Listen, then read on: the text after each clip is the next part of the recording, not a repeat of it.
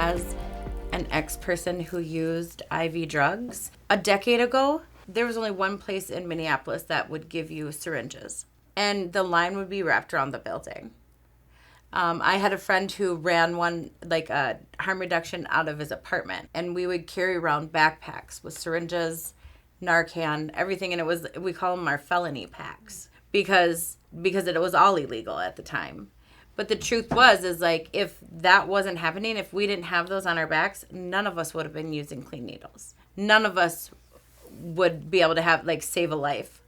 And being able to have access to those things, I mean, as we all know, like, in our addiction, you still should be allowed that. There's an importance to maybe having conversations about harm reduction. Here's a safe injection site so you're not sharing needles. Here's fentanyl test strips so you're testing your drugs and making sure that there isn't fentanyl in them. We're kind of in a new era, or at least well into it, and hopefully it'll continue to evolve. And but yeah, from 10 years ago when I started, I think that there is progress.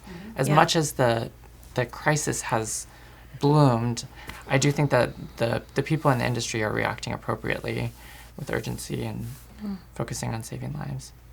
I just think of the harm reduction model and how that's more prevalent. When I came in, it's got to be complete abstinence.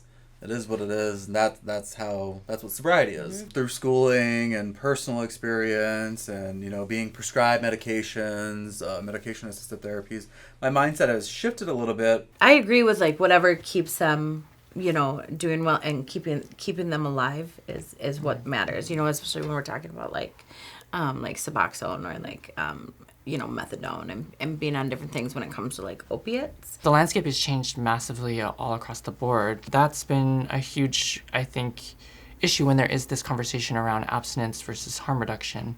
But that's where that personalized, individualized treatment plan comes in. When people first come into treatment, we have to meet clients where they are. If we tell people, oh, you have to do this and this, they won't come in. So they just won't. And then what good is that? So we have to be able to work with what they have with them to be able to find common goals according to what they want, according to what the client wants to do when they first enter treatment, to see if we can adjust what we're doing in order to meet those goals. There's a lot of different modalities for somebody to find recovery, and it's really helping the clients find their path into recovery, whichever modality it is. And I just think as clinicians and as professionals, I think we need to be open to different types of modalities. I think for me personally, I think abstinence is a way. I subscribe to the idea that 1 is too much and 1,000 is not enough. I just go right to 1,000. So for me, it would not work. Everybody's so different, and everybody has such a different path, and everybody has such different circumstances as to why they came to treatment. And I just think we have to be sensitive to that and be not judgmental about what those might be for someone, and be able to find them different. If this isn't going to work for them here, to find them a different program that might work for them.